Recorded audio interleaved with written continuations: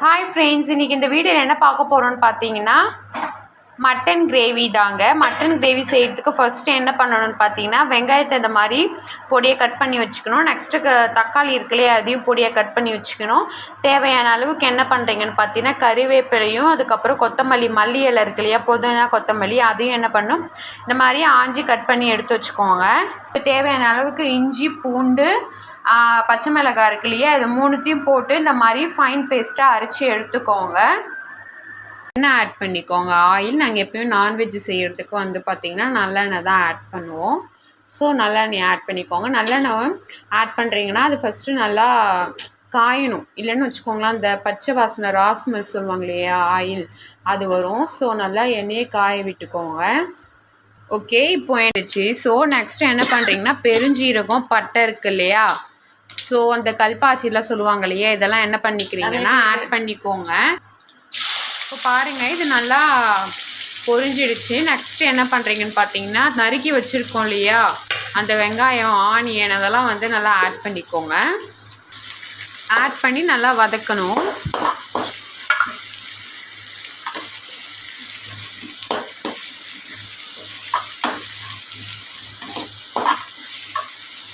இதில் வந்து சைடில் என்ன பண்ணுறீங்கன்னு பார்த்தீங்கன்னா, இது கூட நம்ம கறி லீஃப் எடுத்துக்கிட்டோம் இல்லையா, கறிவேப்பிலை, அது என்ன பண்ணுறீங்கன்னா நல்லா ரெண்டு ரெண்டாக பிச்சு போடுங்க. அப்போ தான் வாசனை நல்லா வரும்.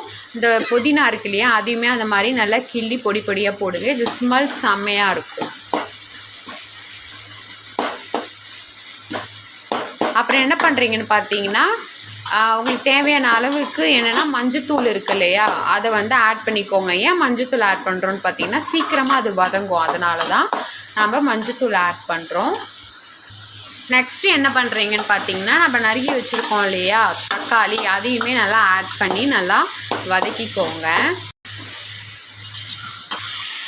நெக்ஸ்ட்டு பார்த்தீங்கன்னா, உங்களுக்கு காரத்துக்கு ஏற்ற மாதிரி தேவையான அளவுக்கு சில்லி பவுடர் ஆட் பண்ணிக்கோங்க. நாங்கள் வந்து ஆச் சில்லி பவுடர் இருக்கு இல்லையா, அதை தான் ஆட் பண்ணிப்போம். இப்போ பாருங்கள், நல்லா வதங்கிடுச்சு. நெக்ஸ்ட்டு பார்த்தீங்கன்னா, நம்ம இஞ்சி, பூண்டு, பச்சை மிளகாய் போட்டு ஒரு ஃபைன் பேஸ்ட் அரைச்சி வச்சுருந்தோம் இல்லையா, ஸோ அதையும் என்ன பண்ணிக்கோங்க, இதில் ஆட் பண்ணிக்கோங்க. இந்த இஞ்சி, பூண்டு, பச்சை மிளகாய் பேஸ்ட் ஆட் பண்ணி வதக்கிறது நல்லா ஸ்மெல்லு நல்லா மணமாக வருதுங்க. இந்த ஃபைன் பேஸ்ட் வந்து ராஸ்மெல் போகிற வரைக்கும் நல்லா வதக்குங்க. நல்ல ஸ்மெல் வருது, மணம்னாங்களே, அது இதுதான் போல.